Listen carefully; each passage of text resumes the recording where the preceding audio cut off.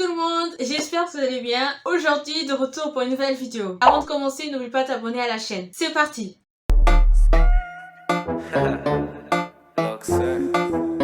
Aujourd'hui, on est de retour pour une vidéo cheveux. Donc, aujourd'hui, le thème c'est comment éviter la casse des cheveux. Donc, la casse des cheveux, en général, ça touche tous les cheveux. Bien sûr, là, je donne des astuces pour tout le monde, mais c'est vraiment plus pour les cheveux afro. Donc, je vais vous donner des conseils pratiques qu'il faut mettre en place pour ne pas perdre beaucoup dans sa longueur. Premièrement, on va commencer par des conseils dans le thème ce qu'il ne faut pas faire. Ensuite, on va commencer par des conseils ce qu'il faut faire. Donc, ce qu'il ne faut pas faire. Premièrement, il ne faut pas agresser ses cheveux. Qu'est-ce que je veux dire par là? Quand vous allez démêler vos cheveux, des fois on a tendance à tirer trop. Parfois quand on a des nœuds, on a tendance à casser la pointe des cheveux. Je parle personnellement, ça c'est mon cas, il faut vraiment que j'arrête. Quand j'ai une pointe qui me dérange ou quoi, je viens, j'enlève le nœud et je casse. Ça c'est pas bon, il faut éviter de faire ça. Donc, ne pas agresser ses cheveux, c'est vraiment démêler vite quand on est pressé, etc.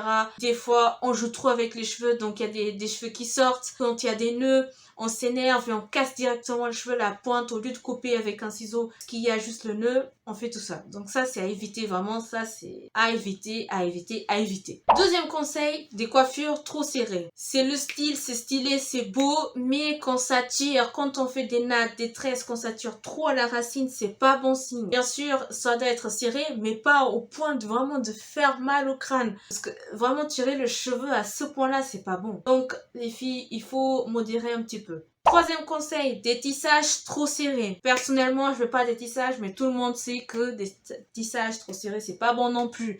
Ça serre les cheveux et au-delà de ça, les cheveux ne respirent pas forcément si tu fais ça tout le temps. Donc ça aussi, il faut faire attention. Tu peux modérer pour éviter vraiment de casser les cheveux. Et quatrième conseil, ne pas démêler les cheveux secs. Personnellement, c'est quelque chose vraiment que je ne fais pas. Moi, je vous donne ce conseil-là parce que c'est vraiment tiré de mon cas personnel. Je ne peux pas démêler les cheveux secs. Si je le fais vraiment, je vais casser beaucoup de cheveux. Il y a des pointes qui vont se casser de tous les sens.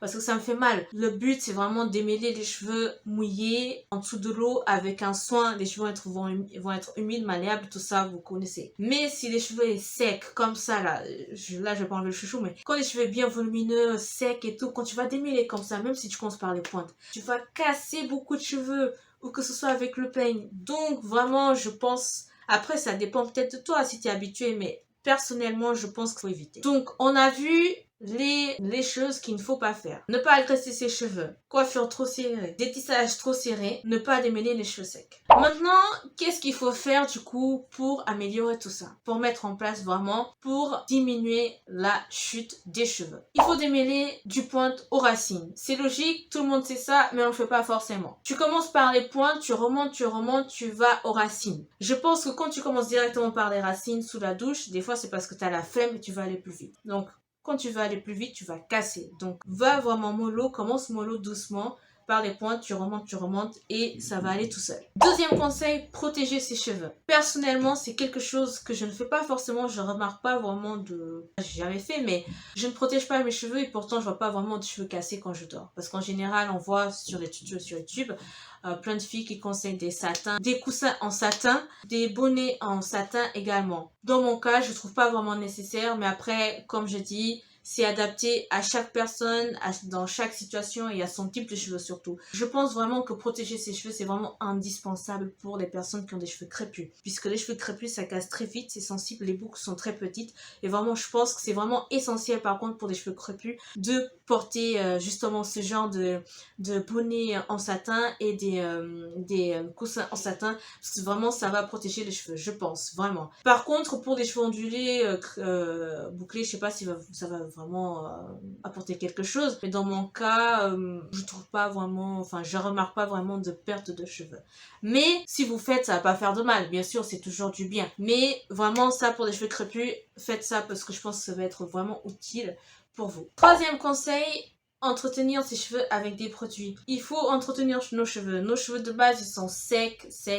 Donc, il faut penser à entretenir, mettre des crèmes, faire des soins une fois par semaine. Vraiment apporter de la nutrition et hydratation aux cheveux pour que ce soit plus facile pour nous de démêler le jour J quand on va démêler nos cheveux ou bien quand tu veux démêler un jour comme ça quand tu as envie. Et dernier conseil, donc le quatrième, prendre son temps. Des fois, on oublie, on veut aller vite, on est pressé, je sais pas quoi. Mais il faut prendre son temps pour démêler les cheveux parce que vraiment, si on est énervé, on va vite, on va casser. Donc, on prend son temps pour pour démêler les cheveux, pour faire ci, pour faire ça. Vraiment, c'est important de prendre son temps parce que comme ça, on prend vraiment soin des cheveux et on évite la casse. On est arrivé à la fin de la vidéo. J'espère vraiment que ces conseils-là pourront t'aider pour toi qui as vraiment peut-être une chute de cheveux assez importante. Après, je t'invite à te diriger vers un dermatologue ou un spécialiste dans les cheveux. Si tu remarques que tu as vraiment une chute importante de cheveux, à ce moment-là, il faut vraiment consulter, voir ce que tu peux faire au niveau de ton hygiène de vie, alimentation,